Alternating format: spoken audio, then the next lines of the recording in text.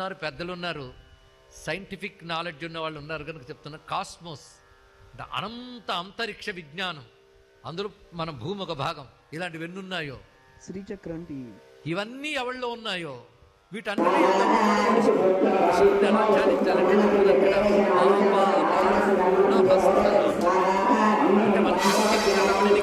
లోకాలు మొదలుకొని మన కంటికి గోచరించిన పై లోకాల వరకు వ్యాపించి స్ఫాటికలింగం, జ్యోతిర్లింగం, స్ఫటికలింగం.